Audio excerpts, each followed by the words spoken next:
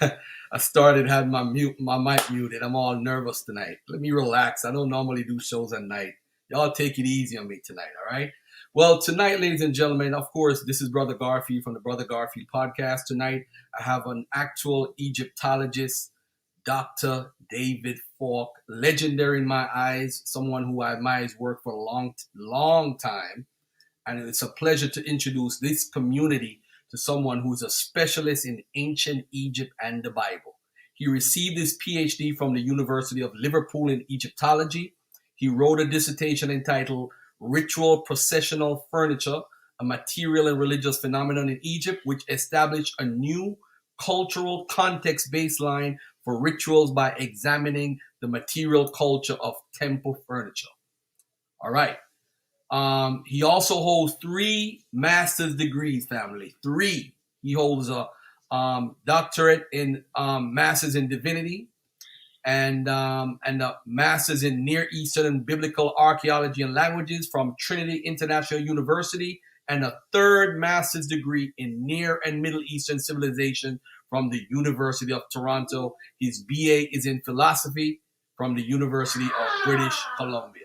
All right, so ladies and gentlemen, let me introduce to you for the first time on the Brother Garfield podcast, presenting to you a real, and I stress, a real Egyptologist, Dr. David A. Falk. How are you today, my brother? I'm doing fantastic. How are you doing?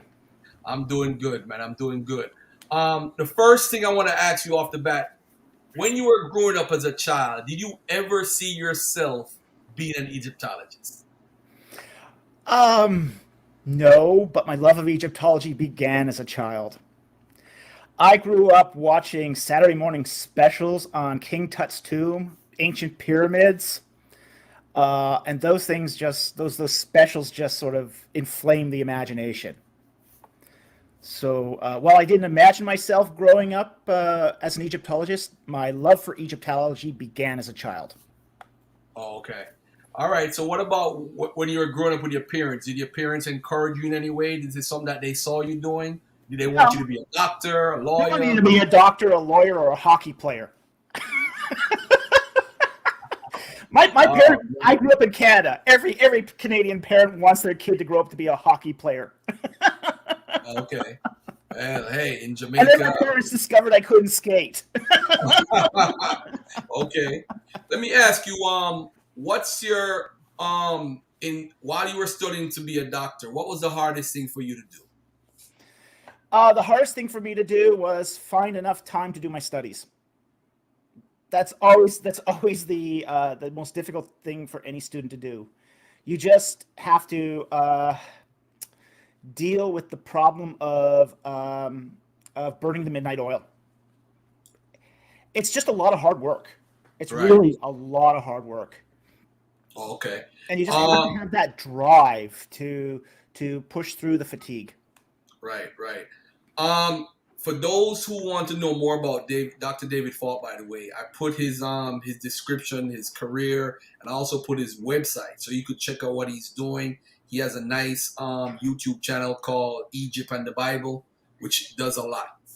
All right, so folks could check it out, and check out if they want to know more about you after this interview. The first thing I want to ask you is there was a movie made called Patterns of Evidence, Yes. and it was made around 2015, around that time period, and everybody jumped for joy. Yes, we are jumping for joy with all this great information, and it was a guy by the name, I think, of Tim Mahoney, Mm-hmm. Mahoney, and another gentleman who is also an Egyptologist. His name is David Rowe. And I saw that you had some concerns about the movie in the past, in a Yes. previous interview. What is it that if you're a believer in the Bible, you want these things to be right and exact and be true, Sure. but you don't want people to skew information to try to like convince people, hey, you know what? This is why it really is true. Yeah. What's wrong with the patterns of evidence? Okay. Well, all the patterns of evidence movies are based upon a particular premise, which is you take a fringe scholar and you lionize him against the scholarly community. Okay? And really, academic scholarship doesn't work that way. Okay? The problem is a lot of these fringe scholars are fringe for a reason. Like, for example, in the first movie with David Rohl. Now, we have to understand that David Rohl is not what other Egyptologists would call an Egyptologist. He doesn't hold a PhD in anything. He's got a master's degree in Egyptology. That doesn't actually qualify you to be an Egyptologist. Every field has its sort of threshold to what you need to be considered basically a person in that field, a contributing member of that field. Like, for example, in the field of psychology, you can have 20 bachelor's degrees and master's degrees in psychology, but until you earn that PhD, you're not a psychologist. Works the same in Egyptology. Okay, so David Rohl, who did not earn his PhD, basically wrote some popular press books with a new chronology. That new chronology is impossible. It's not internally consistent. It contradicts itself in 40 places. So what Tim Mahoney did was he took that new chronology and he basically made it the rubric, the model that he uses to establish a, quote, pattern of evidence. And essentially what Mahoney is doing is he's taking David Rohl's new chronology to sort of make a pig's breakfast of scholarly chronology. So he can take evidence from any point in time and slot it in as evidence for the Exodus. Wow. So he's cutting the evidence out of its historical context to sort of cobble together this pattern of evidence. He's making the evidence ahistorical. It's very, very frightening. David Rohl was my friend on Facebook, and I emphasize was. And one of the reasons what's coming next. One of the reasons why he's no longer my friend, he actually blocked me or whatever. But I raised the idea. I raised the point that if you're trying to remove Ramesses from where Ramesses is, and I said, why don't you look at the Assyrian chronology? Since you like to talk about Ashurnapal and such in Thebes or whatever he used to say, I said, why don't you use when you had the Hittites fighting, the Egyptians fighting, and you had someone who was actually corresponding with both sides at the same time, and we have that as a primary source. So that gives you a timeline of the chronology. So you're now going to move all of Assyrian chronology also with the Egyptian, something he may have not basically thought about when he was doing his chronology. So after that, I was just blocked out of his life, so he blocked me. Well, he's been told about this. And he just, it's the argument of invincible ignorance. Oh, those 150 syncretisms? I don't know what you're talking about. I don't recognize they exist. Wow. For those who are not aware of David Rohl's chronology, let me just say this real quickly. He moves Ramesses from where Ramesses is to like where David time period is, and try to say David is fitting when Ramesses is with David at Solomon's time, which just, I'm like, I understand. And by the way, I'm not saying Egyptian chronology is perfect. I'm not saying that at all. Yeah. But compared to what he was trying to do, it was just, he's moving stuff 300 years. And what happened is a lot of folks in my community who follow the Hebrew Israelite doctrine, they took David Rohl's information as the truth. Yeah. So that's when it became, they started to weaponize it as far as in debates. They would use that information like it's facts, and they would use the key word, but he's an Egyptologist. You're not. So I'm glad you made it clear he's not an Egyptologist. He's not an Egyptologist. And chronology, too, is accurate in some places more than others. There's some places where it's highly accurate, like the 18th dynasty. In the 18th dynasty, the chronology is accurate within plus or minus 5 years. Wow. So That's it's amazing. very accurate in the 18th dynasty, and even in the 19th dynasty, it's exceptionally accurate. Mm. Now you get down to the Middle Kingdom. Okay, now you're talking like plus or minus 20 years. You get to the Old Kingdom, plus or minus 100. You know, Yeah, some places it's much more accurate than others. others. Yeah, definitely, definitely. And as far as chronology, you would look for something like syncretisms, right, with other Oh, cultures and so absolutely, forth, right? absolutely. I modern the method of modern chronology is all based upon synchronisms. We have roughly 500 kings spread out across the ancient Near East. Each of them are sort of interconnected with other kings and other dynasties across the ancient Near East, and these kingdoms are connected by synchronisms. And a Hmm. synchronism is just a piece of data that connects two people living contemporaneous with each other, Right, living at the same time. right. So we have about 200, 300 synchronisms connecting Wow. 500 kings. Say that again. Say that again. 200 to 300. 200 synchronisms connecting 500 kings. Wow. Wow. I think we know a lot. And just the fact that It's the data has actually gotten so complicated that the mm, only way you can piece it all together is to give it to a computer and have the computer do it. wow. Wow. Because the modern process of chronology involves hundreds of thousands of calculations. It's only Wow. something a computer can do, but it results in a chronology that's highly accurate. Right. So Tim Mahoney apparently decided to make another movie, Yep. but this time he's using Douglas Petrovich. Yes. Again, his information is used by the Hebrew wing, for lack of a better term, in my community. And what happened Yes. is they're saying that this is proof of Moses. I remember when someone came out with it, and I said, I got in contact with Dr. Rolston, and Mm-hmm. he tore, he tore up what Petrovich was saying. I did the But same again, thing. yeah, well, it's coming from me. But let me ask you this: so Tim Mahoney says, okay, we got proof. We got proof. There's Moses. There's other people around, and I'm like, oh man, he got us now. He got us. What do you say about it? Well, I say for like Petrovich's epigraphy work is some of the worst epigraphy work I've ever seen. Wow. Some of the worst I've ever seen. Um, it is. It isn't as good as Hamilton's work of a decade ago. Okay. Okay, it's not even as good as Hamilton's. Hamilton's work is actually better. Wow. He's not the first person that's looked at the Serbia El Khadim inscriptions and suggested their Hebrew.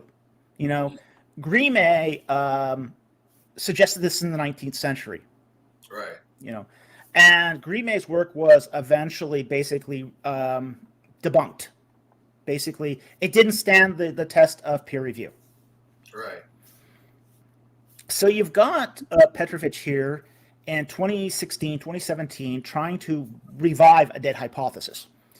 Now, that's a possibility. You can revive a dead hypothesis if you've either got new data or a new interpretation. Yes. However, Petrovich did not do the work properly. He didn't do the work properly. Like, for example, one of the things he does is he scans the text for names and then tries to build his translation around that. Wow. That's an Wow. improper methodology. That's like Albright back in the 60s and 50s when he would just Mm-hmm. say, Or the this is Ebla it, and that's texts. from the Bible. Or the Ebla text. The same thing happened with the Ebla texts. Right? Perfect example. Perfect Yeah. example. For And when those I who look don't at know, hold a second, David. For those who don't know, Douglas Petrovich, I think his name Douglas Petrovich, basically had these proto-Sinaitic stones or whatever they were, Mhm. writings, and he's trying to say that Moses' name and some other biblical characters' names, I think, was on this writing. Yeah. Well, it wasn't new though. It's something from way back, but he tried to revive it, but he didn't have any new information. He tried to come up with some scheme to try to say this is how it is, and he also said Hebrew is the first alphabet or language or something like Yes, that, right? yeah, he said that that Ephraim, the son of Mm. Joseph, invented the Proto-Sinaitic text, basically the early alphabetic Ooh. text. Wow. Well, just last year, Christopher Ralston published a text that's early alphabetic inscription that dates to the early Bronze Age, Right. 1,000 years before Joseph. Okay. Okay. So, Wow. so a lot of what Petrovich is saying is not dating well. Oh man. So it's like, and so we look at people like David Roll and Petrovich, and there's a few other people too from in New Testament studies. That's just they call them like the fringe scholars, but Mhm. it seems to gravitate to the people that don't deal with scholarship. How do you balance it out as a scholar? How do you balance out the academic consensus with you have your beliefs, the academic consensus, and going about research? How do you personally go about it as an individual? Well, I take a very evidentialist view. I Hmm. take a very evidentialist view. That's where I stand philosophically. Is I'm an evidentialist. I'll follow the evidence wherever it leads. You know, Right, if I'm perfectly happy to say that my beliefs are wrong, toss them in the trash, and go with the evidence. right, right, right, Perfectly happy to do that because I know that if I follow the evidence, I'll always end up at the truth. right, right, right. Okay? I think But and with saying that though, I'm also acutely aware that not all scholarly consensus are evidence driven. right, right, right. Well, This is also why I'm that's a also major point. happy.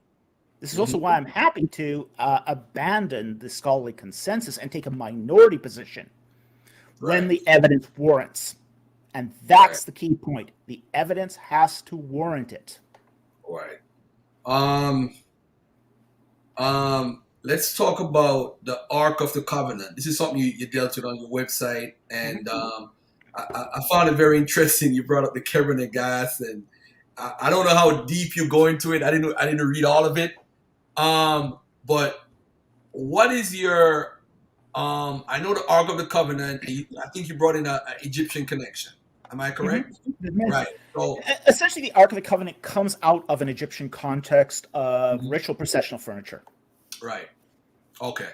Basically. All right. So, with that being said, what was the issue you had from a Kebron guest perspective? Okay, there's several issues with the Kebra Nagast. Now, the document itself dates to about 1300 AD. Hmm. Okay, it's like over 2,000 years after the Ark of the Covenant was lost. Hmm. Okay, so it's way out of time. The other thing is that the how do I say this? It's sort of a historical mashup. It takes many characters out of their historical context and sort of combines them ahistorically, and it's written essentially to sort of as political propaganda to prop up the failing monarchy of Aksum. Mm, right. Okay, so it has it's a piece of political propaganda. Now, in the Kebra Nagast, it says that the Ark of the Covenant was stolen by the son of Solomon and the Queen of Sheba, Hmm. essentially the Queen of Saba, which was a Right. kingdom in the Arabian Peninsula, Right. and brought back to Aksum, Ethiopia. So, because the Ark of the Covenant is in Ethiopia, the monarchy of Aksum is blessed. It has the right of kings. Yeah. Okay, where are some issues here? Okay, there's some really serious issues with here. Hmm. The first is the whole idea that the Queen of Saba would have had sexual relations with Solomon. Solomon. Right. Okay, now there's a huge issue there, and the big sort of 800-pound gorilla in the room is the King of Aksum. Okay, she's the queen. The king's back, or sorry, the Queen of Saba, King of Right. Saba. Okay, so she's the queen of Saba. The king is back in Saba ruling. How would that go over if the queen of Saba returns with a new son? I never thought of that. I never thought of Oh, that. oh, that's not going to end well. I'm pregnant. Oh man. She's really a minor queen, basically a what's called a treaty wife. Right. She's a treaty wife. So she's basically a diplomatic envoy. She would have been watched at all times by her escort, Right. by her administrators and military escort, who would have faithfully reported back to the king. Okay, so that there's no hanky panky going on there. That's just not going to happen. Okay. Right.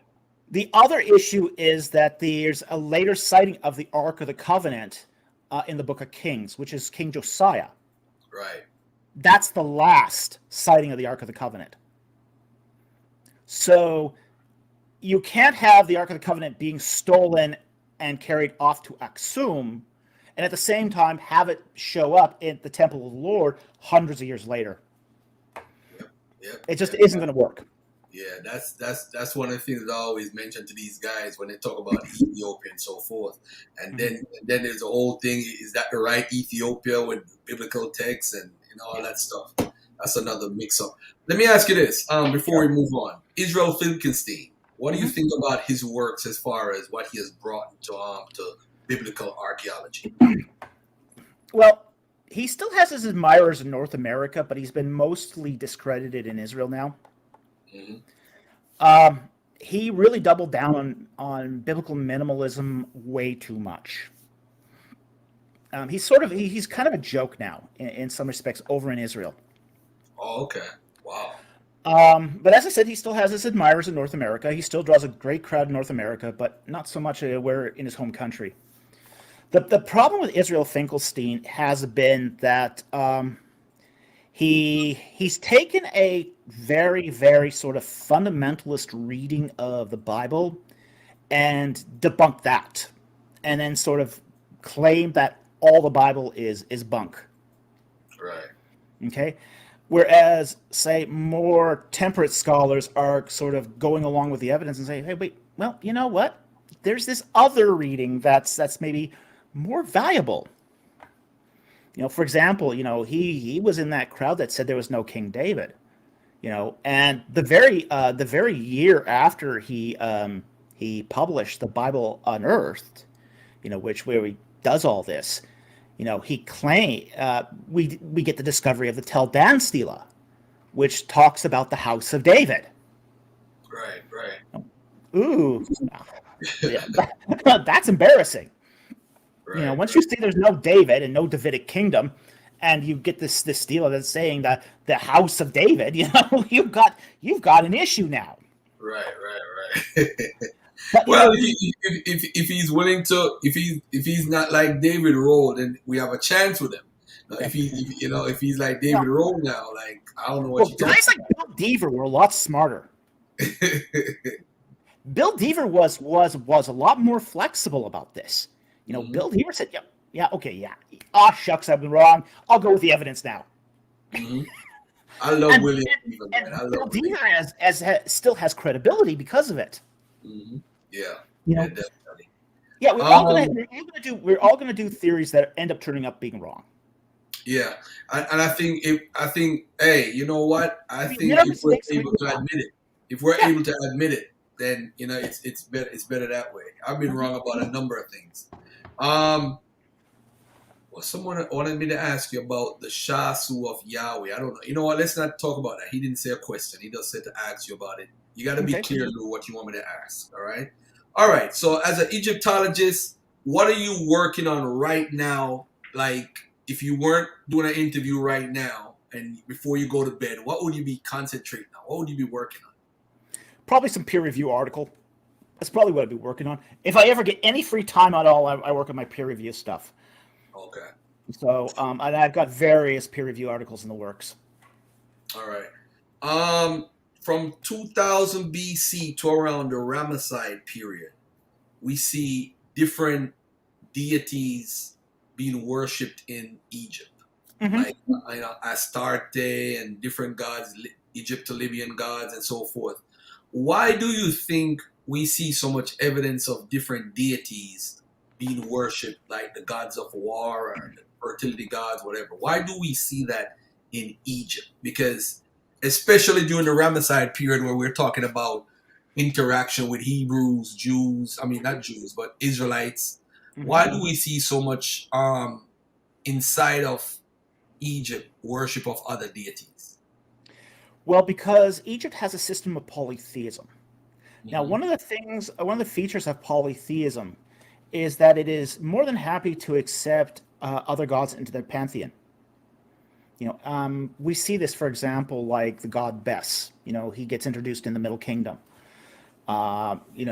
During, say, the occupation at Avaris by the Levantine Semites. The Egyptians adopt, say, the Levantine gods, like you mentioned Astarte, there's Reshef, Baal. All of these get adopted into the Egyptian pantheon. And the only time the Egyptians sort of say, no, no, no, we're not going to include that god, is when it is the sort of deity that attacks the underlying metaphysics of the polytheistic system. Mm, Okay? So this is why they have such a sort of visceral reaction to, say, Atonism and the Aten of Akhenaten. right. Because Atonism changed the underlying metaphysics of the Egyptian polytheistic system from, say, of this open system that could accept any god to basically saying that we're going to have only this pantheistic deity and every god is just a manifestation of that pantheistic deity. Yeah. I mean that's a very interesting point. And you mentioned a deity that I recently, I'm not really into Egypt like that, but Reshef. And I'm Mm-hmm. thinking about why they bring these. Shouldn't they have a deity that represents war or Oh, they fertility do. but they They just they want to have bring a war deity already, Montu. right, Well, right. here's the thing: they saw Reshef as being very, very similar to Montu. Mm, Like, for example, when they bring in Baal, it's very interesting. Baal's a storm god, very, very similar to the storm god Seth. right, So they're more than happy to bring in gods that look like their gods, that act like their gods, that behave like their gods, right. and they'll Because just at utilize that that. time, so do you see the culture of Egypt? I don't know if you have an answer for this, but do you see them like they would be controlling Canaan? Do you see them going into Canaan with their culture to say, "Hey, worship my deity"? Because I always notice when we find in Israel, we find some old stuff from Egypt, but we find like steles, but I don't see any worship like worshiping Egyptian deities. Well, they did bring their idols to Egypt, or Okay, sorry, to Canaan. They, to they Canaan. did bring their idols, but they didn't enforce worship either, because they Mm, saw their gods as not much different than the Canaanite deities. So they were happy to bring their gods to Canaan, but they didn't force the Canaanites to worship their deities. right, right, right. Hey, you got worship Reshef. I worship Mine too. Montu. Same thing. Hey, that's polytheism, man. It's all You love. worship It's all love. we worship Amun Ray. You worship Milcom. Same thing. That's good. I like that. I like that. In the Egypt and all right. So when you think about the Exodus, let's talk about the Exodus for a little bit. Sure. What are your concerns as far as archaeology right now, where we are with the Exodus? I think we are progressing at a natural rate as far as the archaeology of the Exodus is concerned. Hmm. Okay. There are active excavations going on at some very, very key sites. Avaris, the Wadi Tumalot has some several active excavations going on there. At, for example, at Tel El Rataba, which is the biblical city of Pithom. There's other excavations happening right now in the Wadi Tumalot, which would be at Sukkoth or Tel El Maskuda. Hmm. So there's a lot of really, really good excavations going on right now that will give us some key insights of the sites. But it's archaeology. It's a slow science. You have to be patient. Yeah, You know, yeah, but we have gotten a lot of evidence already that is very suggestive of, say, a exodus of Levantine Semites. okay, Very suggestive. okay, all right. But what about where is the academic consensus now as far as is it based off numbers or because I think an exodus happens all the time. It's just that the exodus could be two people, it could be 100, it could be 500, it could be 1,000.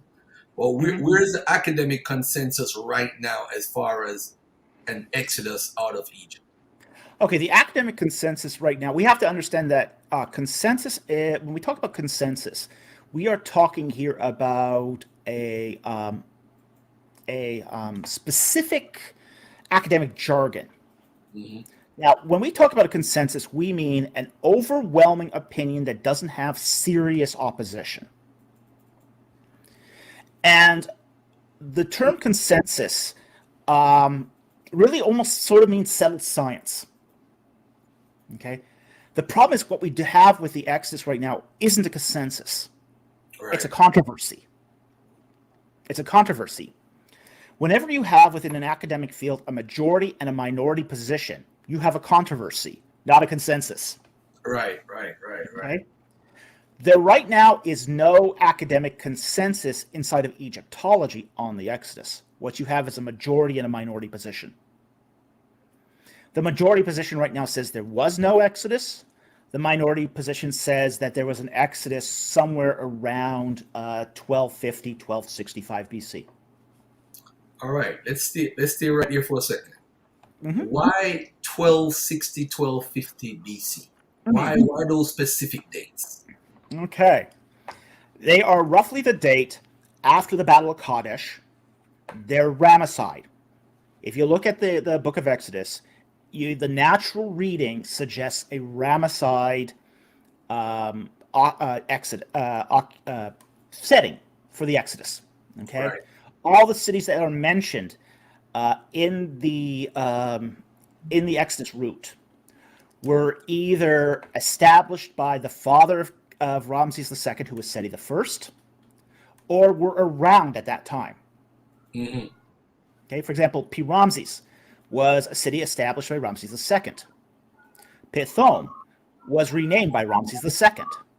Right. Migdol was a citadel or a fortress that was established by Seti I. Furthermore, we find Balsafon and Pi-Hahirot in the Ramesside texts. So it's clearly a Ramesside setting. Hmm. The other sort of factor in all this is that the city of Avaris, which was the largest Semitic city west of the Orontes, was abandoned midway through Dynasty 19, which happens to be the reign of Ramses II. So you factor in also then the death of Ramses II's firstborn son, which happened roughly in his 25th regnal year. You get roughly 1265 or later. Okay. Okay. Um. So there's a lot All of right. sort of moving pieces here. Right. Right. Right. Um. What do you see as far as Egyptian records? As far as what this is where your expertise come in now, as far as reading and seeing what's said on the wall and so forth. What have you seen that would tell you in that time period? Is there anything from the Ramesses time period that tells you that? Well, Especially with the murder Ptah further down the line around the 1200 BC. okay, well, we have to understand that when we're dealing with records in Egypt, 99% of all the records we have are religious. They're religious inscriptions. Those are the ones that survived. Right. We have very little administrative texts. Very few.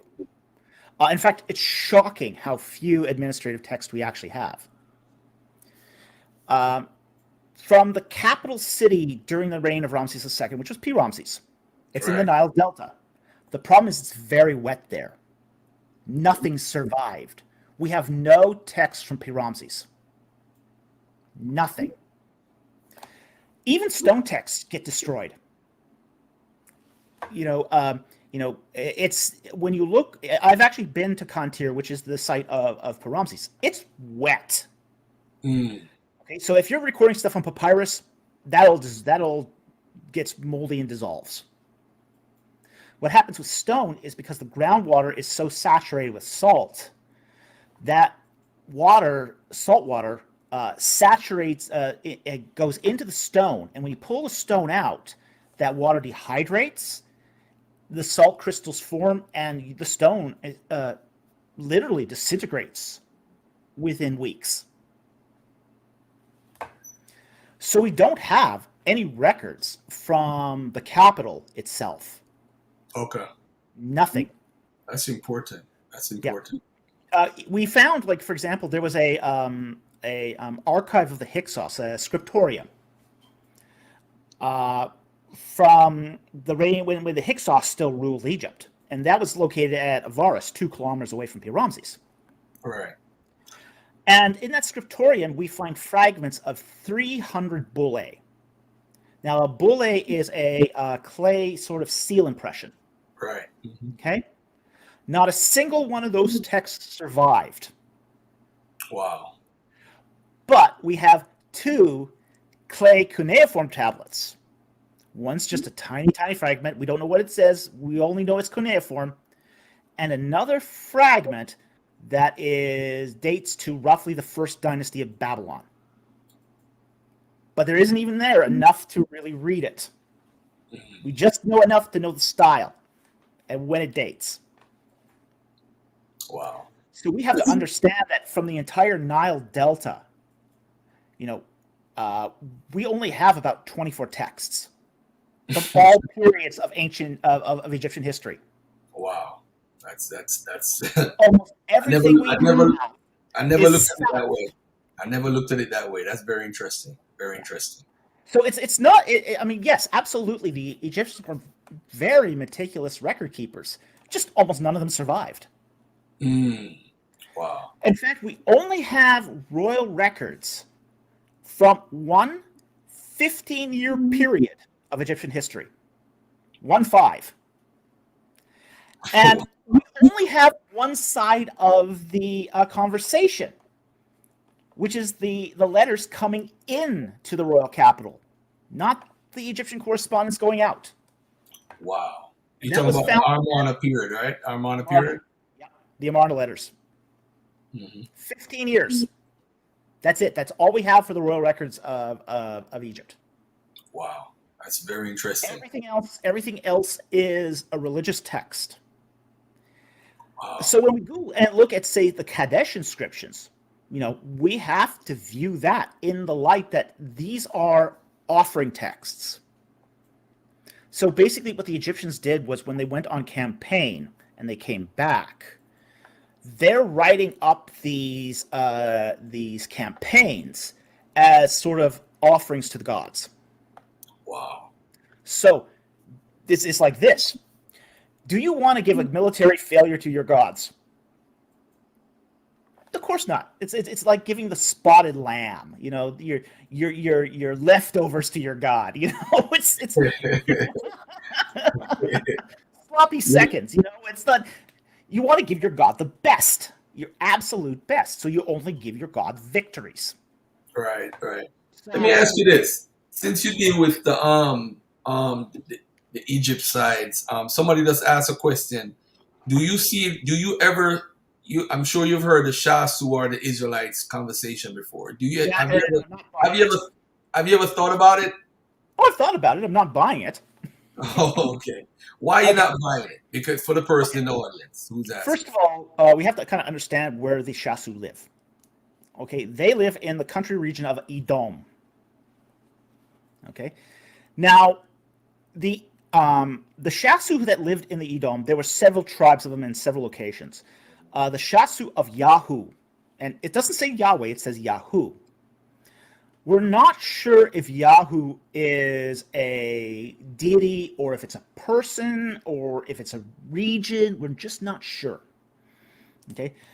But the problem is that when the Israelites were told to enter the Promised Land, they were actually told to go around Edom. They never passed through Edom. So if these are Israelites, they are definitely disobedient Israelites because they are invading Edom. Okay. Okay, they actually go on the far side of the Jordan, and they have to sort of go around uh, both Edom and Moab, and basically enter across uh, from sort of the backside of Eden from the Jordan into the Judean foothills. Okay. Okay. The second reason I don't buy it is because the Shasu have very, very distinctive modes of dress. They're very, very distinctive. They've got this long kilt and this big, fabulous headdress. I mean, you see Egyptian pictures of Shasu. I mean, it's stellar. I mean, stunning. Yeah. Stunning how they look. Hmm. Uh, when you go to, say, the Cour de Cachet, which is one of the temple walls at Karnak, you see the conquest of Merneptah. And you see at the bottom the Shasu getting their butts kicked. But then you go further up, and then you see this other type of Semite, this other type of Levantine that's not dressed like like the Shasu in any way. So when you go back to say the Merneptah inscription, where it talks about the conquests of Merneptah, you know, it's very clear that this other kind of Semite could be the Israelites. Because when we look at, say, the Shasu, it's clear that they maintain their desert wandering identity, but they're not the Israelites. So there's some very, very deep problematic issues with calling the Shasu of Yahweh or Yahu Israelites. Okay. Okay. All They're right. in the All wrong place. right. They're just All right. essentially in the wrong place. They're in the wrong place at the wrong time. Face at the wrong time. Yeah. Let me see. And There's another furthermore, they occur way too early. They occur way too early. for everybody that's watching, for the next 10 minutes, I'm giving you guys the opportunity to ask a question. Let's make sure it's worded properly. I'll put it on the screen for Dr. Falk, and we let's go through it. I'll start with Carter C. Goodson. Since polytheistic Egyptians had an issue with Akhenaten and Atonism, did they also have issues with his wife, Nefertiti, or was she viewed differently? Uh, they had more issues with the implications of Atonism than they did with the king himself. Okay. Now, in his sixth regnal year, he establishes his capital city, and in doing so, he's thumbing his nose at the Thebans, the Theban priesthood. Mm-hmm. Akhenaten and the Theban priesthood did not get along. While his father Amenhotep III was able to do religious reforms, and actually did quite a number of religious reforms, basically what Amenhotep III did to get those religious reforms was pay the priesthood a lot of money. You know, he paid them a lot of money. You know, Right. he funded new temples. You know, big, fabulous new temples like at Luxor. Okay, Akhenaten didn't do that. He just thought it was his due as king and high priest over all of Egypt. Right. So Akhenaten had a very sort of imperious view of how his religion should be carried out. This rubbed the Theban priesthood the wrong way, and they did everything they could to passive-aggressively block all his reforms.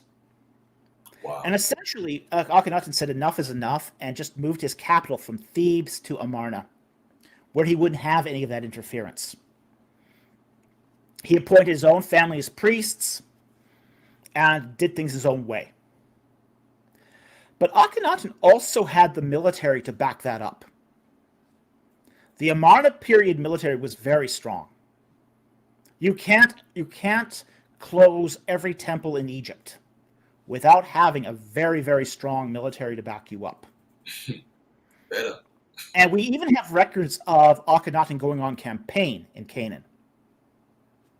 You know, we kind of think of Akhenaten as sort of this flower child kind of religious idealist.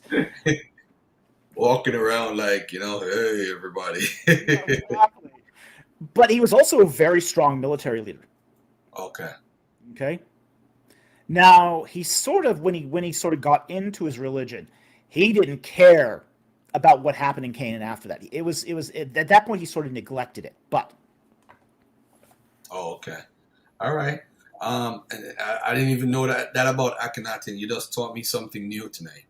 Ask him on the claim that Serebit El Kadim being the location for Mount Sinai.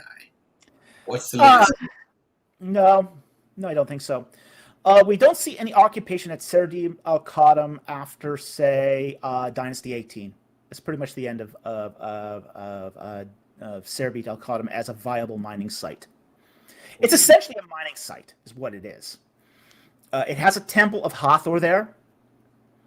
It has many sort of dedicatory stelae there. But it's really and many Semitic people worked at Serbia Al Qadam. We have lots of early alphabetic inscriptions there that do indicate that Semites worked at Serbia Al Qadam. But there's only two major phases of occupation there, and the occupation tended to be seasonal. Okay, so we have occupation during the Middle Kingdom, and then we have it early to, I'd say, mid Dynasty 18. We see occupation there. Okay. So really, after Amenhotep III, we don't see much going on at Serbia Al Qadam after that. It's also not that high in elevation. So it's more on the Western Sinai, and we would expect that anybody who sort of goes to Mount Sinai has to pass an oasis, the oasis of Rephaim, and you're not going to get an oasis like that really high up in the mountains. So the most suitable oasis that would possibly be Rephaim would be at the Wadi Faran, which is south of Serbia Al Qadam. Okay. During the time period of Beni Hassan, do you have evidence of any Israelites? That's what he's actually trying to refer to. No. Now we have to be very, very careful of what we mean by Israelite. Right. Yes. Okay. The people living in Egypt were Levantine Semites. These are various people groups from the Levant, which is that territory from, say, Syria, northern Syria, all the way down to roughly Gaza. Just sort of that crook of the Mediterranean, that elbow of the Mediterranean there. Okay, so that's what we mean by Levantine. So people who occupied that region. Now, we do have evidence of Levantine Semites coming into Egypt in the tomb paintings at Beni Hassan. Okay, we got lots of evidence of that. But what we mean by Israelites are basically people who identify with, let's say, the ethnonym Israel. That doesn't take place until just after the Exodus. So what happens is you have the Exodus, you have, say, the sons of Jacob and the Levantine Semites at Avaris leaving Egypt, but they're not leaving alone. They're followed by what's called a mixed multitude. Basically a multi-ethnic group of Egyptians, Libyans, Nubians, Magi, Amorites, other Semitic groups. And these sort of people tag along with the Israelites. And it is in the Sinai that they become Israelites. Okay. So it's really only after the Exodus that we start seeing Israelites proper. Before then, they're just Levantine Semites. Okay. What the Egyptians call Asiatics. Amu, right. Mm-hmm. What's the connection with the Bronze Age collapse and the Exodus, since you claim it happened around 1200 BC? Okay, 1200 BC would be about the time of the Israelite conquest. Okay. Now, the Bronze Age collapse happens around, according to Klein, happens around 1278 or 1178. 1177, actually. 1177. That was the publisher who insisted on that 1177. Okay. They thought it was more catchy. He actually dates it from 1184 to 1178. Okay? So Klein had to sort of bite the bullet on that one and go with his publisher for marketing reasons. Yep. Okay.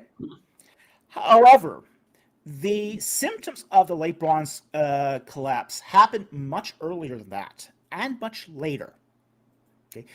The mistake I think people make with the Bronze Age collapse is thinking that it happened in a specific year. It didn't. It was a process that happened over 2 centuries. Mm-hmm. Okay. Already during the reign of Merneptah in say 1220-ish to 1210, the Hittite Empire is already having its famine. They send a letter to Egypt, which they have a treaty with, saying, "We're starving, give us food." And Merneptah sends them food and makes a big PR deal of this. The great Hittite Empire is coming to us and asking for food. Mm-hmm. Okay? So we're already seeing the symptoms of this going on already. But even Egypt's control of, say, the Levant is already shaky during Merneptah's predecessor, Ramses II. Already, Philistines are invading the coastal plain. So the Bronze Age collapse is really shaking up the control of the major imperial powers, both the Hittites and the Egyptians. And both are losing their control over the Levant. There's depopulation in the Levant. There's starvation in the major empires. There's economic collapse. Ramses III, you've got hyperinflation. Things are going crazy. And this is allowing both the Philistines and the Sea Peoples to invade the coastal plain and the Israelites to invade the Judean foothills.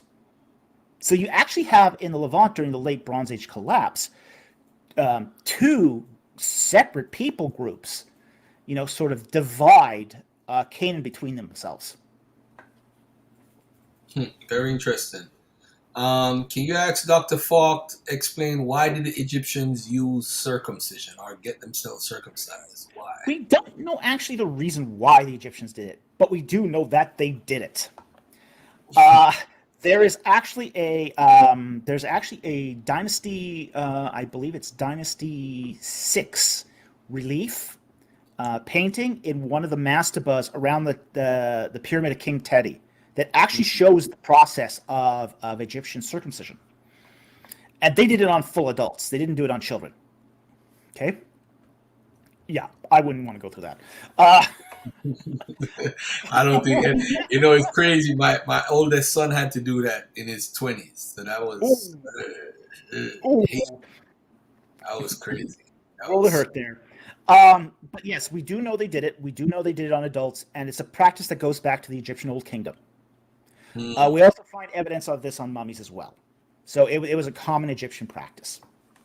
Before we finish the interview, can you tell us what would you suggest to read up some more on David Roll's errors and mistakes, and also Douglas Petrovich, because a lot of people are using Petrovich's work. I mean, I'm aware of Rolston's work and how he refuted it in 3 different articles in his blogs. Mm-hmm. But do you have any articles you want to recommend, or is there something on your website we could go to? You can go to my academia.edu account to get my book review of Petrovich's work. Mm-hmm. As far as David Roll, you can go to my YouTube page, Ancient Egypt and the Bible, and find my reviews of his work, including one of the popcorn reviews I did on him. Where I really sort of thoroughly debunk his chronology. Mm-hmm. Unfortunately, one of the things that scholars don't do is they don't engage fringe views. Here's the reason. As scholars, we're pressed for time. We have very, very little time. So we don't tend to focus on views that don't really matter. Because we're busy. We're busy. We want to focus on the views that are really important in this academic discourse. Guys like Petrovich and David Roll are not really important in the stream of academic discourse. They're on the outside. Now, I did write an article debunking both um, Petrovich. Petrovich and Roll in the peer-reviewed publication. I think it was Jim Hoffmeyer's Festschrift. I think it's Thy Fortress is Thy Strength or something like that. I don't remember the exact name of the book, but I have an Right. article in there talking about the chronologies of the various theories of the Exodus using computer analytics. Okay, but Hmm. it's a more of a technical work. It's a technical work. Right.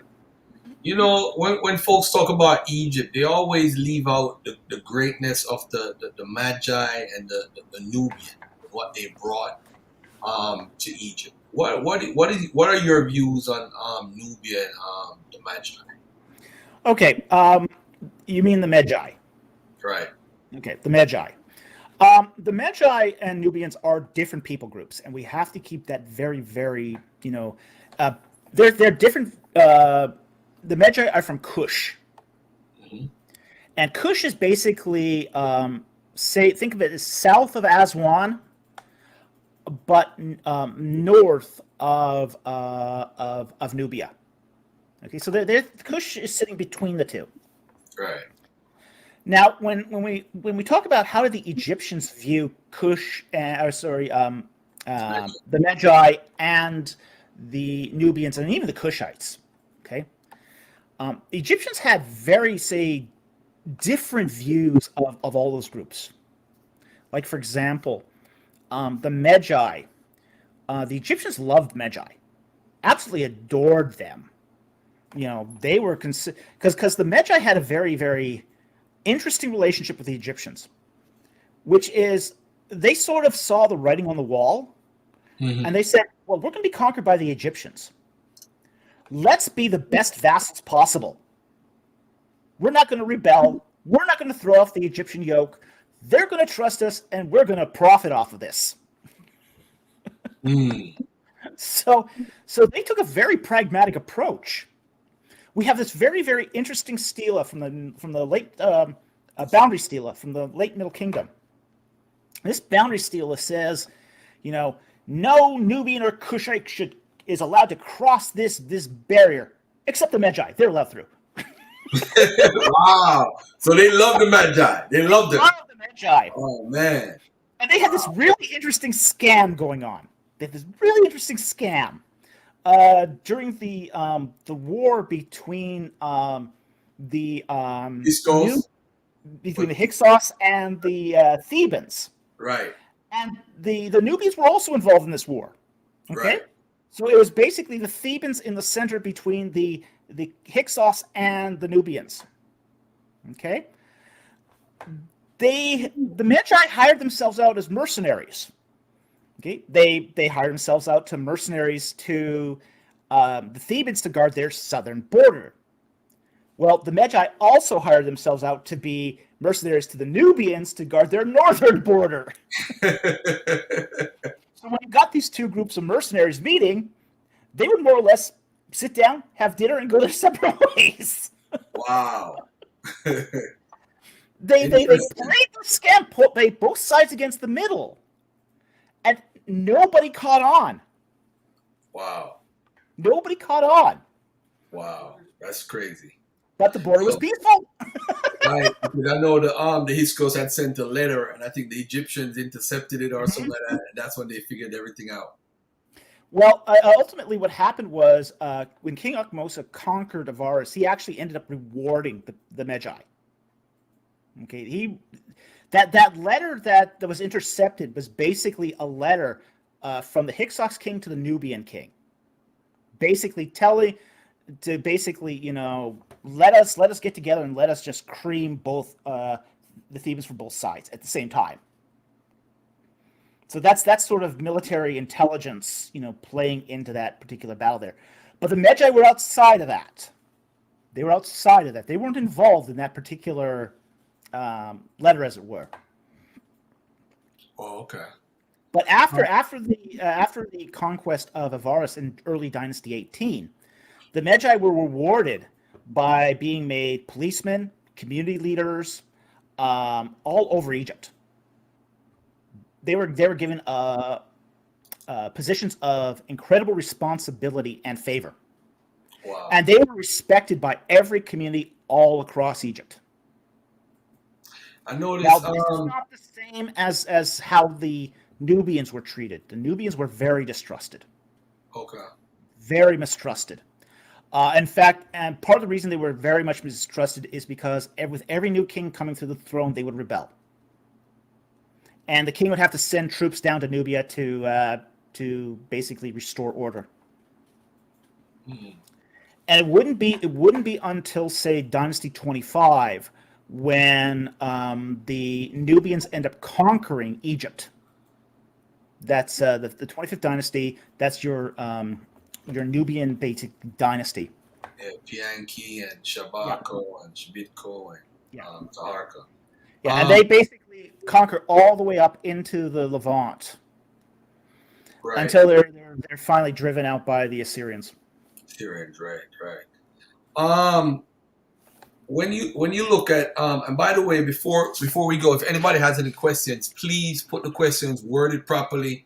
And remember, Dr. Falk is an Egyptologist. That's all he is. He's not a guy that deals with the Caribbean and Jamaica and Asia and Europe. He deals with Egypt. I'd love to go to the Caribbean and Asia. All right. He's not here to deal with that. All right. Again, if you need information on Dr. Falk's website, it's in the comment section. As you click on the video, you'll see his information about who he is and so forth. All right, just for everybody to know. Let me see if there's any more questions before I get out of here. It's been like an hour already. Ask him, is the difference between the Medjay and Nubian and Kushite cultural? Yes, there are. There's actually quite a few differences between them. Particularly the Medjay, they tend to be a wandering tribal group within the area of Kush. Okay. The Kushite area is seen more like part of Egypt proper by the Egyptians. Okay. Kind of think of this a bit like Puerto Rico in the American context. Okay. Good analogy. Mm-hmm. But think of Nubia as being more like South America in the American context. You know, a place where America has some control, but they're not ruling it. So Kush is directly controlled by Egypt. It's directly controlled by Egypt. You know, and it has for a long time. Ever since the Middle Kingdom onward, Egypt controlled Kush. Nubia, it's more of how far are you going to go up? The Temple of Abu Simbel, think of that as sort of the boundary stone, the boundary temple, because it is a border temple. It's a border temple between Kush and Nubia. So it's a warning. Abu Simbel Temple is a warning. It's a warning to the peoples in the area. If you rebel against me, Ramses II, I'm going to do to you what I did to the Hittites. And that's why you see all those war reliefs on the Temple of Abu Simbel. It's a threat. Somebody that's act was Kemet connected with Atlantis. Don't answer that. Don't answer that. Don't answer that. Don't answer that. That was just funny. Oh man. All right. So we look at the eras. We talk about the Ramesside period. We talk about the Bronze Age collapse. Eric Klein, 1178, 1179, 1177, whichever date it is. And we move down to when Saul is around. And so what is going on with Egypt and the Levant at that time? Because they lost all of the major powers they had.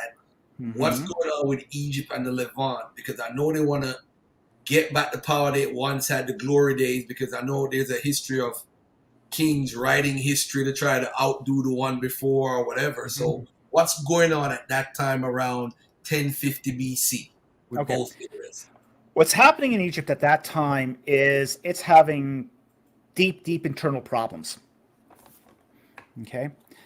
What you had was towards the end of Dynasty 20, Egypt couldn't staff their military with enough soldiers to make things run.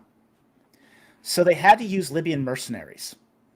Mhm. So you get to the end of Dynasty 20, and what starts happening is the Libyan mercenaries start saying, maybe I should be king. I'm doing all the fighting. So you get at the end of Dynasty 21, or Dynasty 20, a weakness in the Egyptian Empire. And at the same time, and it's not really an empire, it's never been really an empire, it's been more of a hegemony. Right. At the same time, what's happening south in Thebes is a religious movement. It's a religious movement where you got the priesthood saying, yeah, that king isn't so powerful. Maybe he isn't a god after all. Mm. So, we're going to start saying no god but Amun-Re. Wow. Okay? Mm. So what happens is with the death of Ramses the 11th, you get this split in Egypt. You get, say, basically Simendes and the successors of the Theban dynasty, who are now ruling at Tanis, ruling the Nile Delta, and the Theban priesthood ruling southern Egypt, Upper Egypt. So you get this split. And then in Dynasty 21, all those mercenaries start rebelling. And this is where you start getting the Tanite dynasties. And those dynasties are never strong enough to really control the Levant ever again. In fact, they'd already lost control of the Levant, say, at the end of Ramses III, definitely at the beginning of Ramses IV. Beginning of Ramses IV, all those holdings are gone. Egypt loses both Canaan and Nubia at the same time. Wow. This results in hyperinflation and all sorts of bad stuff. So at the time of Saul, Egypt is not strong enough to mount a campaign. The last major campaign during the New Kingdom there's a one-off that happens during the reign of Ramses VI, but it doesn't go very far. The other thing to keep in mind, too, is when they do campaign, Egyptians tend to campaign, they take the road of Horus, which is on the north edge of the Sinai where it meets the Mediterranean, because they got a bunch of boundary fortresses there that can sort of, shelter the troops, resupply, etc. So they generally take the road of Horus, which goes up into the coastal plain. Those are all Philistine cities. Mm. So the Judeans, the Israelites, they're protected because there's a natural barrier between the coastal plain and the Judean foothills, which is this big, hard to navigate swamp. No one wants to drive chariots through a swamp. Chariots and swamps don't mix. Oh, man. So in order to reach the Judean foothills, what they had to do is they had to actually go all the way up to the Jezreel Valley, cut over to almost Syria, and then come back down. Wow. And really, we don't see that happen since the time of Merneptah until Shoshenq I. And Shoshenq I, he actually makes the effort to go all the way up, go across, come back down the Judean foothills, almost hit Jerusalem, and then circle back up. Oh, wow. That's a lot of work. It's a lot of work to invade the Israelite territory. Wow. The Israelites had a lot of natural barriers that protected them.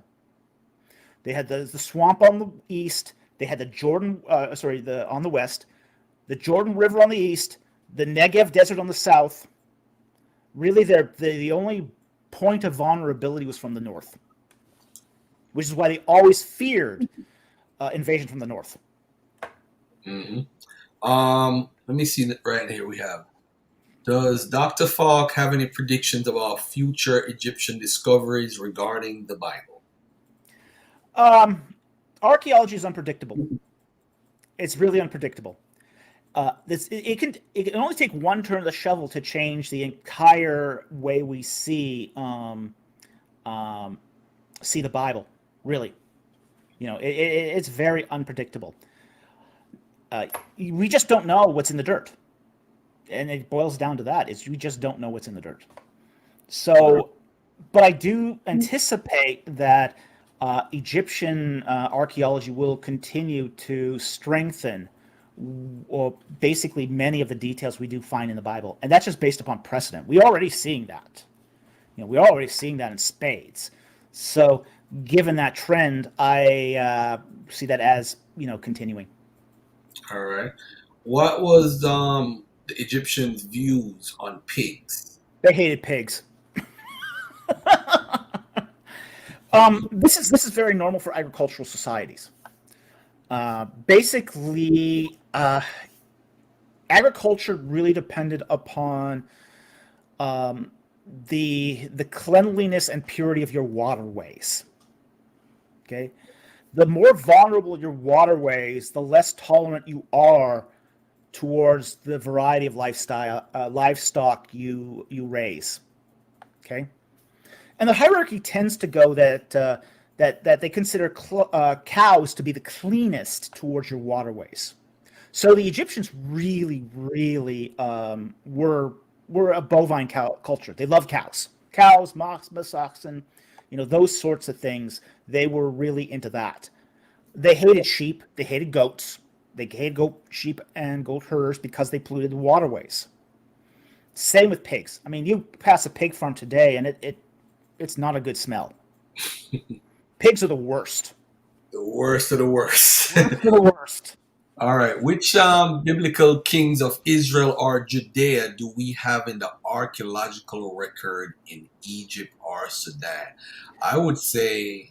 None. We don't have them in the I was gonna say Hezekiah with the whole thing with him and Taharka and them, but there wasn't any in the record. It's not in. Interestingly enough, we don't have Israelite or Judean kings in the Egyptian record. But again, we don't have the administrative records.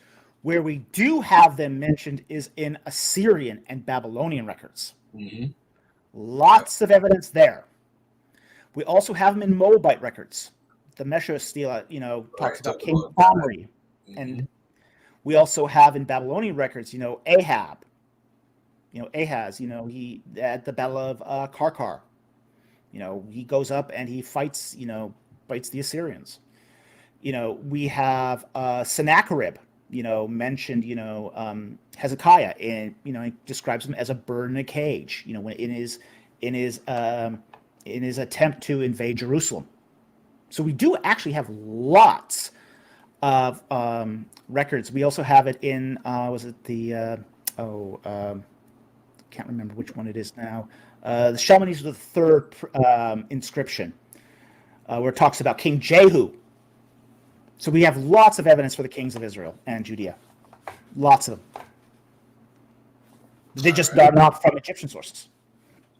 Yeah, it's and you brought up something about the sources and the administrative. That's big. That's a major difference. Major difference.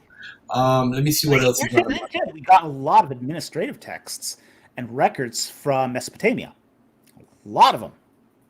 Not so much from Egypt. Right. This is a kind of different question. How true is it that Egyptians founded and moved to the land of Kemet? I don't know what he means by that. Yeah, that's kind of different. That seems a little odd. Where do you see that? Do you see the Egyptians continuing from like the Nakada culture coming up and all that stuff? Oh yeah.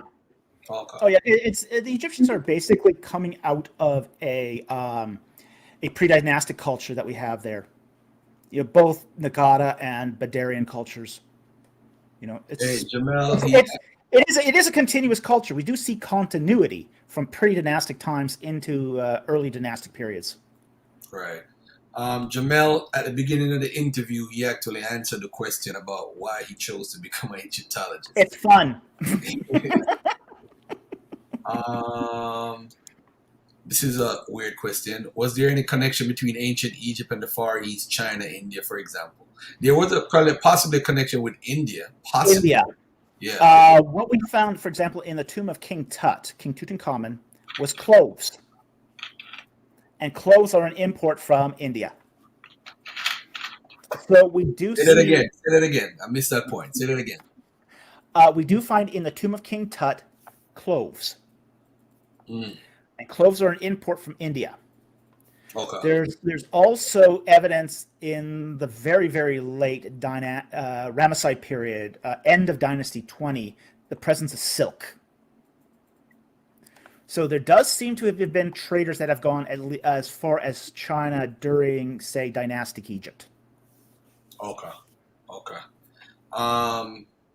Well, he actually just answered this. Everything is everything. He just answered. Oh, where did the culture come from? Did it come from the north or the south? Oh, well, the problem is we don't have a lot of preservation from the north.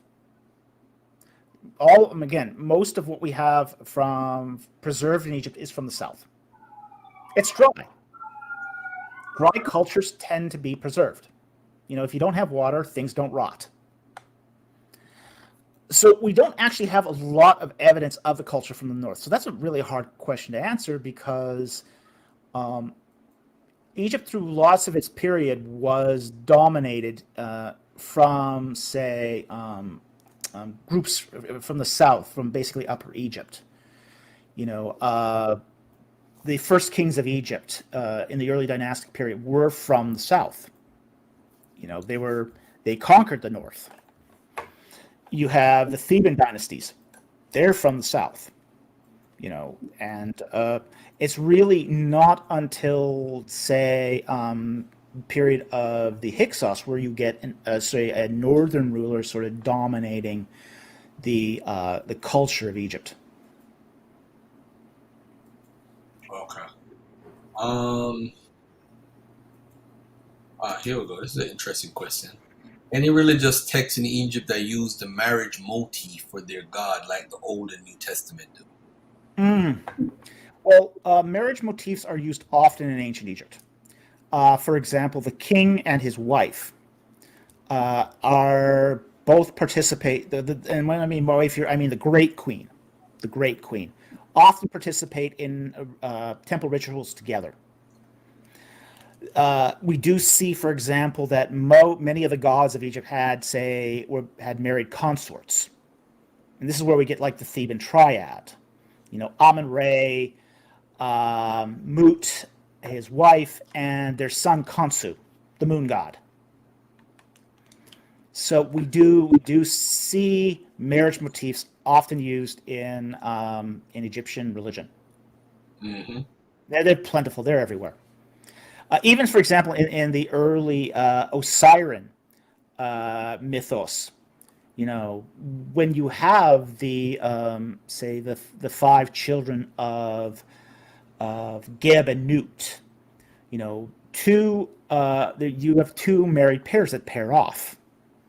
You have Osiris marrying Isis, and you have Seth marrying off with Nephthys. And then Horus is sort of the lone the fifth wheel, and he goes off and he becomes god of the king. Right.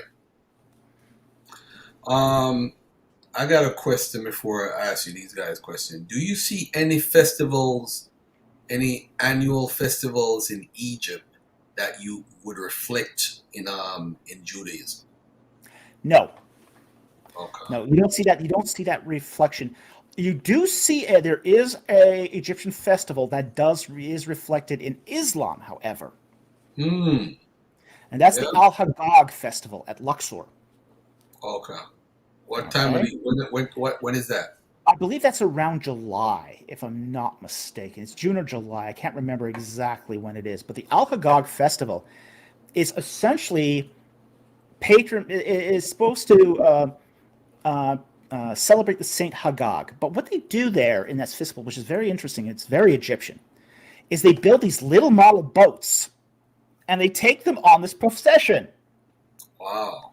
It looks really similar to the Egyptian Opet festival, which Okay. basically had their gods on these little model boats that they took out and put on procession. And the Hmm. ironic thing is the Al Haggag festival takes place at Luxor. Wow.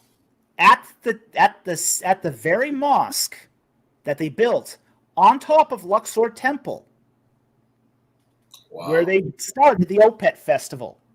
Wow. Wow. Wow. What is this? Is there any chance of modern Egyptians reviving their language like the Jews did with Hebrew? Well, uh, the Egyptian language is still technically alive. It's just sort of on its last breaths. Mhm. Uh, the Egyptian language eventually became Coptic. Okay, so it's the Coptic language that's the modern iteration of ancient Egyptian language. Okay, there are still two families in Egypt who speak Coptic conversationally, but it is a highly endangered language. It's a dying language. Okay. The vast majority of people in Egypt speak Arabic today. And that's just an effect of the Islamic conquest. Okay. So for most people living their day-to-day lives, they're not they don't idealize Kemet in the same way that maybe people outside of Egypt do. Right. So it really isn't much of an incentive. And plus, you do have this sort of religious tension there that speaking Coptic is associated with Christianity. It's not associated with the ancient uh, Egyptian religion. It's associated with Christianity. Identity. Right. Because what happened was when Christianity entered into Egypt, a lot of the native Egyptians converted to Christianity. Then you had Islam coming in 6 centuries later and basically saying, okay, now you have to worship Allah. You have to speak Arabic, and it became sort of a nationalistic thing where you Right. had this divide between, say, Muslims speaking Arabic and Copts who still use, say, at least Coptic in its say liturgy, in its its church liturgies, even though it's not speaking it on a day-to-day basis. All right. So Um, there's going to be a resistance there to adopt the ancient Egyptian language because it's always going to be seen as saying, well, it's going to be accepting a Christian practice. mhm. You're right. When was the name Kemet first used and how? Okay, Kemet comes. It's a very old term. Goes back to all the way to the Old Kingdom. It's one of several terms for Egypt. It actually means the Black Land. Okay, it comes out of the Egyptian word kem, that means black. And that is because during the annual inundation of Egypt, where the whole land was flooded, the Nile Valley was flooded, it would cover all the soil all the land with this black, silty topsoil, which was really, really fertile and useful for growing crops. Hmm. Outside of the sort of the Nile Valley is the desert, what they call the Deshret.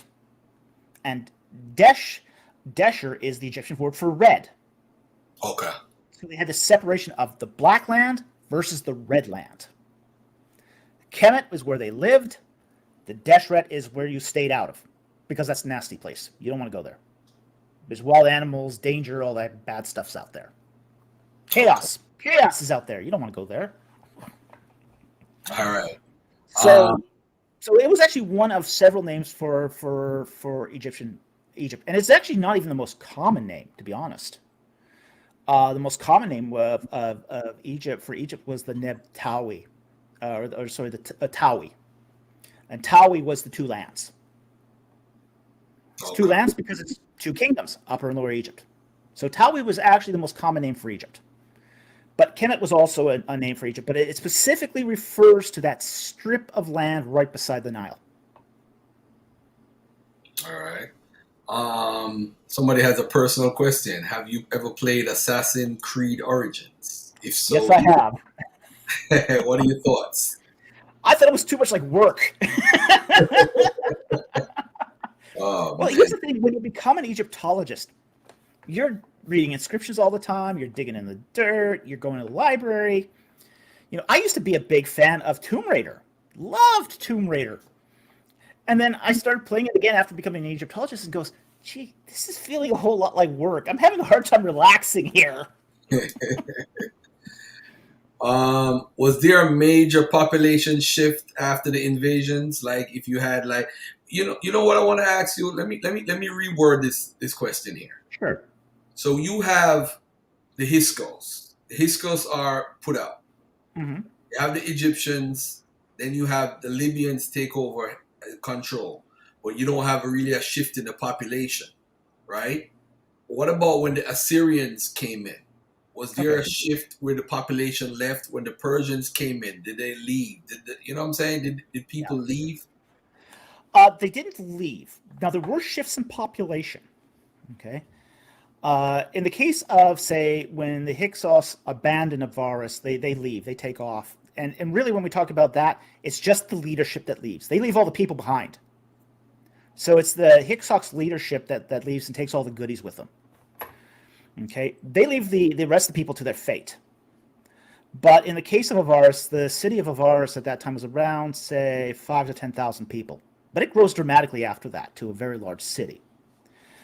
Probably the biggest population shift was during the Islamic invasion. That's probably the biggest. Egypt loses about 2 million people in that. Wow. And that's because they convert all the Islamic overlords, convert all the fields from growing barley and emmer wheat to growing cotton. And the people literally starve to death. Because Egypt is subsisting on knife-edge agriculture. It needs all those fields for food. Yes, they'll grow some flax for garments and that sort of thing, but food is the priority.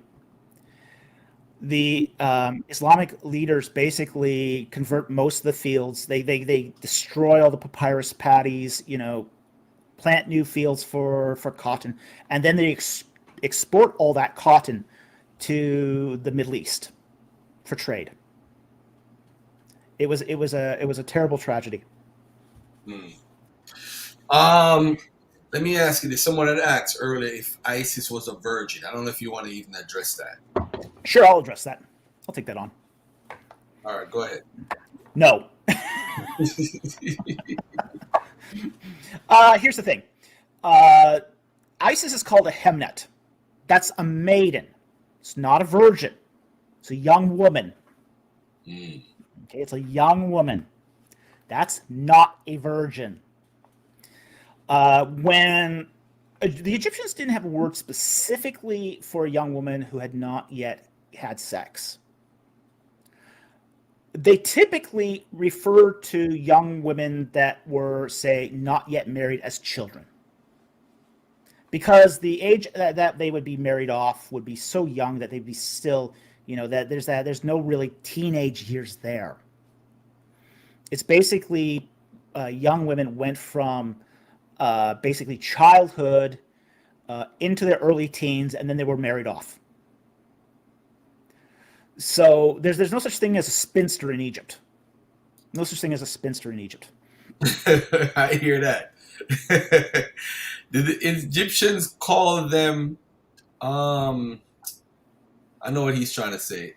No, they called them Hemut, or Hunet. Sorry, Hunet. Okay. Hunet is what they called them, and it's a maiden. It's a maiden. Now the Egyptians had about 6 or 7 words for children. They had about 6 or 7 words for children, so they had a lot of words for children. But for maidens, they really only had 1 word. So it's Hunet is the primary word for a maiden, basically a young woman. We answer this one for you. Now here's the opposite of this too. Right. There's a Hun, which is a young man. Okay, he's a young man. Wow. So, basically, somebody in their teens who at that point would already be married would be a Hun or a Hunet. Wow. Is he saying she is literal? No, or he's not saying ISIS is literal based off the writings, that is saying. No, she's just called. ISIS is just called a young maiden. That's all she's called. Okay, that's all she's called. We don't know more than that. Now, we would assume she wasn't a virgin anyway because she's been married off to Osiris, king of the gods. He's the king. It's a marriage. Yeah, What do you think happens in marriage? exactly. What do people do in marriages? All right. Was Egypt patriarchal or matriarchal? Patriarchal or matriarchal? That's a tough question. It's mostly patriarchal. It's mostly patriarchal. But there were elements of matriarchy as well. Here's the thing: the relationship between men and women is complicated in Egypt. Ancient Egypt probably had for women more rights than any other civilization in the ancient Near East at the time. Mm-hmm. Okay. Now, while women did not generally get a choice in their first marriage, they were free to divorce any time. They could divorce, they can remarry. Once they can remarry on their whim. So we do see evidence of revolving marriages in Egypt. Women could work, they could hold jobs, they could earn money, they could buy slaves, they could adopt children on their own initiative without their husband's permission. Do you see Egypt as a in an empirical mode, like how Assyria was when Assyria would go in and take over? Right. No. That wasn't the Egyptian modus operandi. One of the reasons why Egypt had a hegemony was to hedge its inflation. Because here's the problem with Egypt. Egypt had been around a long time. 3,000 years is a lot of time to gather a lot of inflation. You're right about that. Egypt is constantly struggling with an inflation problem. So one of the ways they decided to mitigate that inflation problem was they would go to other countries like the Levant, like Nubia, and they would basically take the resources, bring them back to Egypt to increase the supply of resources to drive down inflation. So that's what the Egyptians are doing here. They're not interested in controlling the people. They're not like Assyrians. Assyrians go in, they control, they put in their governments, and then the Assyrians are basically, taking the stick and beating the people down to get more stuff out of them. The Egyptians realized that having an empire is expensive. If you have inflation, the last thing you want to do is control an expensive empire. So what they would do is they would go in, put in their garrison towns, and they would use those garrison towns to collect tribute. It's basically really a hands-off approach to controlling their hegemony. Those garrison towns did not have enough people to control the empire. Those garrison towns, the largest garrison town in the Levant had 1,000 people. Half of those might be soldiers, half again might be chariots. That's not enough to control an empire. That's enough to basically be a monitoring station and to collect tribute. So that's what they basically did, is they set up these towns to collect tribute, and they would send that tribute back to Egypt with basically status reports. So it was very hands-off. Very hands-off. And we see this happening in, say, the Amarna letters. In the Amarna letters, the Egyptians aren't actually keeping control. You have these various city-states fighting each other. They're having wars going on. One city-state would be fighting another, and then sending letters back to Egypt saying, "Hey, can you help us out in this war?" That's very interesting. I was going to ask you this if the aliens built the pyramids, but let's just get this question out of the way. Who built? They're pulling the sledges. I'm going to tell you. Please tell the truth, man. We know the aliens did it. Just get it out, please. They're pulling the sledges in teams of 100, and they're not very happy about this. But why people just don't want to give people credit? I notice whenever we talk about the Egyptians, people, people argue what color were they were this and that, but one thing they never agree on. He'll agree that they were probably more African than this or whatever, but they won't agree 100% on who built the pyramids. They won't give the Egyptians credit. Why is that? Why? I don't get it. It's a lack of the imagination. It's the argument from incredulity. I can't imagine a human being being able to do this because I can't do this, therefore they didn't do it. We're actually really blessed right now because we actually have papyri from the Red Sea that these people were the people that built the Pyramid of Khufu. Right. And they're going on about how they're having to ship stone, and one administrator doesn't know what the other is doing, and really human concerns. Yep. Incompetence isn't something that's new to our generation. Was that written in alien hieroglyphs? No. Okay. Because I know they write different than humans, so I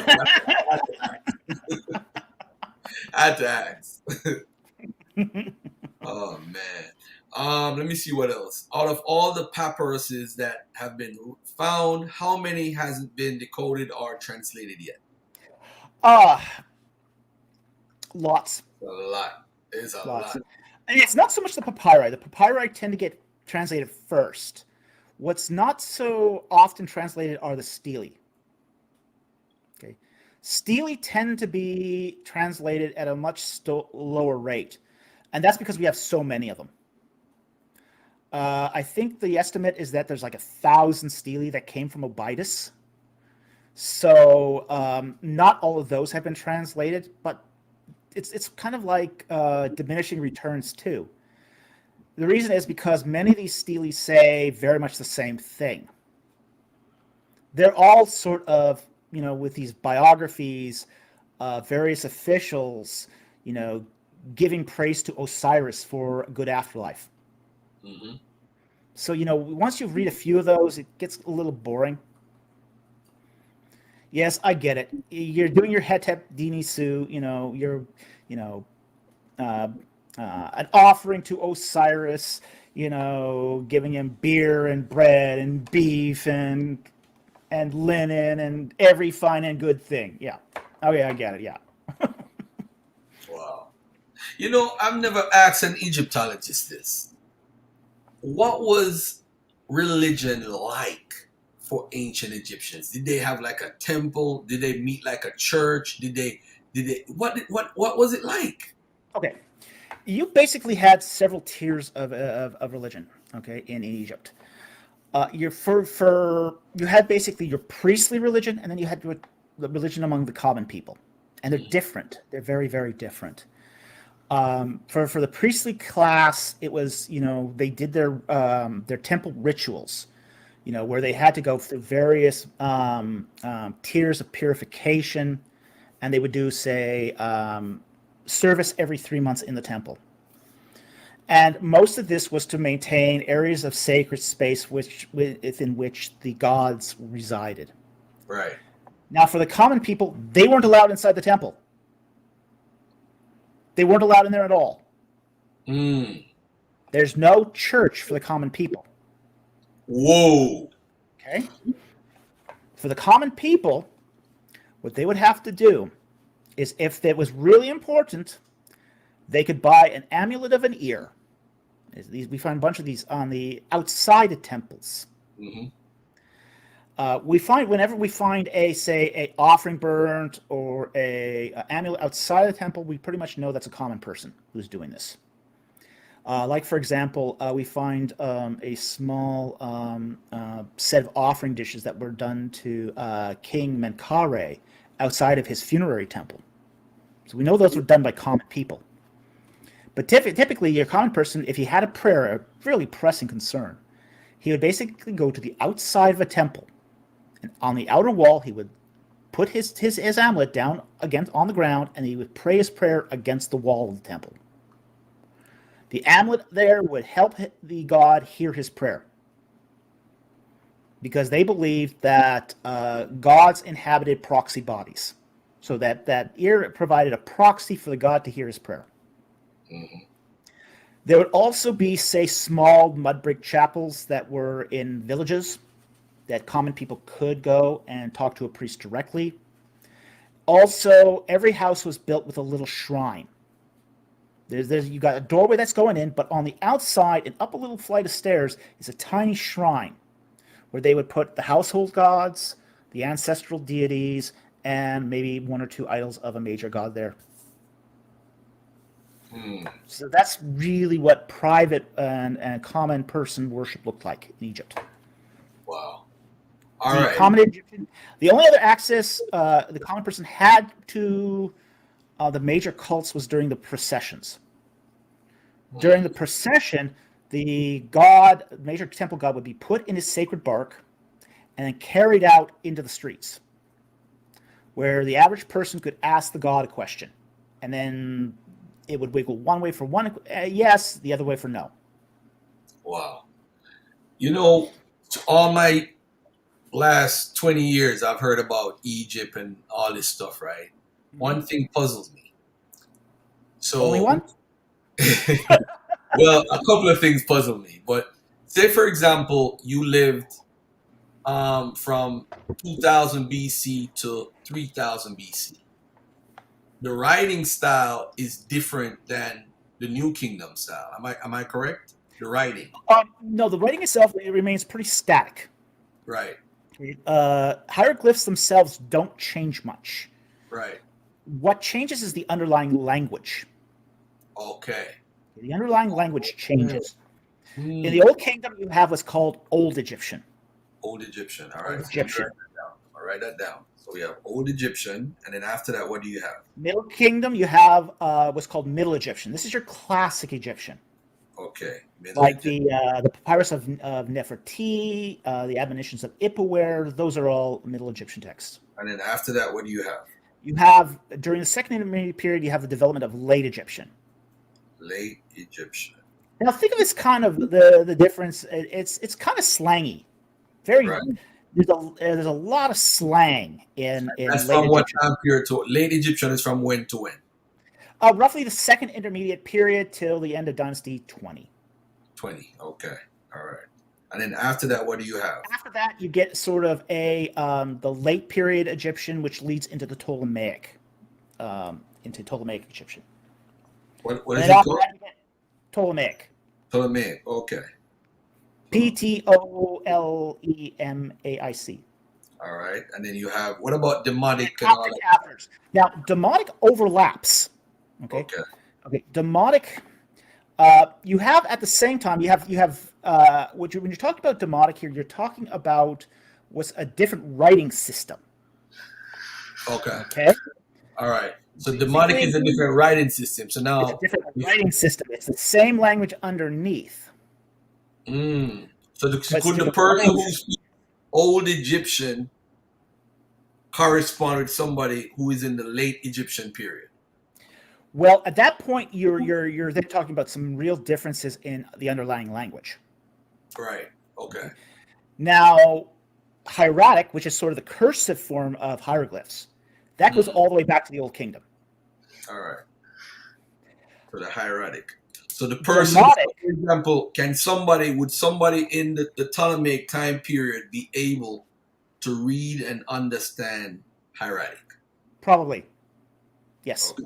Because hieratic actually goes all the way back, all the way into the Ptolemaic period. Okay. Demotic as a writing script starts in the late period. Okay. So basically, you could get somebody in the late period who understands the writing of the Old Kingdom. He'll understand the writing of the Old Kingdom. But a guy from the Old Kingdom would not understand Demotic because it hadn't been invented yet. Okay. All right. Beautiful. All right. I'm going to take two more questions and then I'm going to my bed. I don't know if David want to stay on while I go to sleep, but I know I'm taking two more questions. All right. Can you speak further to the importance of assimilation to a deity, to pharaonic rule and consolidation of state power? I don't even understand that question. I hope it makes sense. I don't know. Sobek, you got to rewrite that and let me put it up because I don't understand that question. Can you speak further to the importance of assimilation to a deity, to pharaonic rule and consolidation of state? I don't understand that I question. don't really understand that question either. Sobek, rewrite it and we put it up. All right. I'm gonna wait for you to rewrite it. I'm gonna wait for you to rewrite it.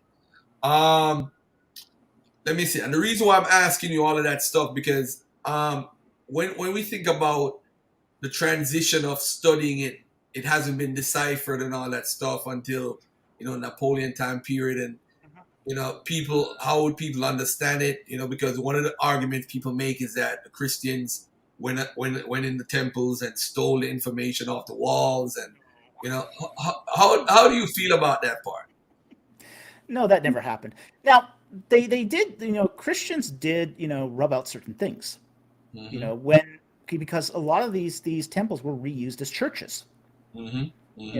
know, basically after say the first century A.D., people needed places to worship, so they picked churches or temples to do it.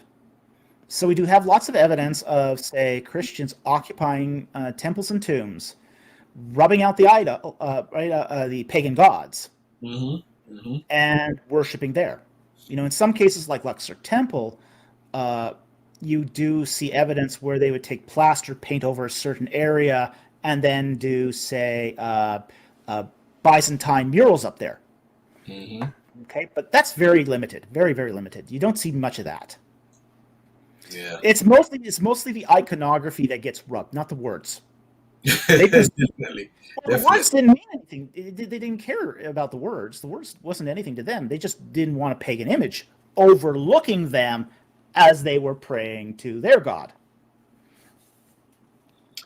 Um, what do you think about the whole? I mean, this is something that I really didn't even want to ask you, but is there a time in ancient Egypt where you find them celebrating December 25th or the winter solstice for Heru, or do you None. see any of that? Right. Right. They didn't worship the winter solstice. Okay, because I'll tell you one thing. One thing about the Egyptian calendar is it is 265 days, but the real solar calendar is 265 and a quarter. They didn't do intercalation, and that means syncing up your calendar with the solar cycle Hmm. until I believe Ptolemy the fifth. It's very very late, very very late that they do intercalation. So what happens is the Egyptian calendar slowly moves over time. It rotates through all the seasons. Hmm. So in order to celebrate the winter solstice, you have to kind of have a stable calendar, or at least do observations of the solstice. They didn't do observations of the solstice, and the calendar is always moving. We have this very, very interesting inscription from Serbid al-Qadim, where one of the administrators is sent up to Serbid al-Qadim to do mining, and he's complaining because he's been set up there in the heat of winter. Mm. Wow. And that's because the calendar had moved to so where winter became like the hot point of the month, hot point of the year. Wow. And even though they break down their calendar into say three seasons, which are called inundation, winter, and summer, that those names of seasons didn't actually tie into the agricultural cycle because the calendar was always moving. Mm. Wow. So when the calendar is standardized during the reign of Ptolemy V, they place the new year roughly around September 11th. So say, okay, so you have 12 months. 12 months of 30 days. And the last 5 days are say, what they call the epigomenal days. They're 5 days devoted to the each day is a festival for the five children of Osiris Geb and Nut. Okay, Right. So if you did roughly make this similar to the Western Julian calendar, you know, well, okay, you have your December 31st, but you go back 5 days. Now you're on December 26th. Hmm. So last day of the 12th month, which would have been equivalent to December 25th, wasn't a festival day. Mm. Oh boy, I tell you. Very interesting, very But interesting. but the Coptic New Year, the Egyptian New Year is usually now September 11th. Sometimes if it's a leap year, it's September 12th. Yeah. What And that roughly corresponds to the inundation cycle. right. Back. Abu Simbel or Yes. Abu Simbel. Great temple. Highly recommended. What Stay did they overnight. call it? There's something about a specific month. Is it July when the sun shines, or what goes on with that temple? There's something with the sun or the moon. Well, there is one point in the day where the sun will shine right down to right down the center of the temple. It's usually at dawn, and it'll illuminate the nails at the back because it is a straight shot to the back. Now, the one thing about temples in Egypt is you have to recognize that most of the temples in Egypt um, are on the west bank of the Nile because those are mostly funerary temples. Okay, so there are some, say, what we call divine temples. You know, ones that have a worship of the living. They're on the east bank, but a lot of them are on the west bank. So, in the case of Abu Simbel, I think it's just sort of a lucky circumstance that it happens at that particular day of the year. I don't think it's something that's incredibly intentional. Hmm. They just sort of designed it that way because if you look at the temple beside it, there's two temples there. You've got the great temple of Abu Simbel, and then you've got the lesser temple of Abu Simbel, Hmm. and it's carved at a different axis. It's carved at Wow, a different axis. that's important. Hmm. What they're doing, what Ramses II is doing, is when he carves these temples, he's going right into the cliff face. He's not orienting the temple, shifting the temple to fit the sun on a certain day. He's just carving straight in. And he's doing the same thing with the temple next door. Wow. So it's a coincidence. Yep. Let me see. Jesus, da, da, da, da, cycle sweat season, da, da, da, da. Let me see. Jabari talking to mummies. All right. All right. I'm gonna call it a night, man. It's almost 2 hours, and it went by so fast. I want to say, it was an honor to have you on and get into all this stuff. I mean, you didn't answer the alien question properly. I just Hey, want they're to say pulling the bricks. They're pulling the I'm going. blocks. I'm going to have to. I'm going to have to do a peer review article on that one. I look forward to reading it. Oh man. And I'm looking forward to more videos from your channel, Egypt and the Bible. And you know what? If I have a problem with a script or anything, I'll send it to you through email and see if you could help me Sure, out. sure, If be you have happy time, to. I know you're Yeah. pretty busy, There's, man. there's always that, and I'm Keep not up the exactly good good with work. my emails anymore. Uh, Yeah, man. Keep up the good work. I love what Thank you're you very doing, much. and I hope you'll return back in 4 or 5 months. You come back and drop some more Okay, information on us, would love and we to. can get some more into Egypt. All right. Thank Thank you very you. much for having me. Thank you, man. Appreciate it. All right. Hey, peace and love, family. I'm out of here. I want to say thank you again to Dr. David Falk. Check him out. All his information. Check it out. All right. Peace and love, family. I'm out of here.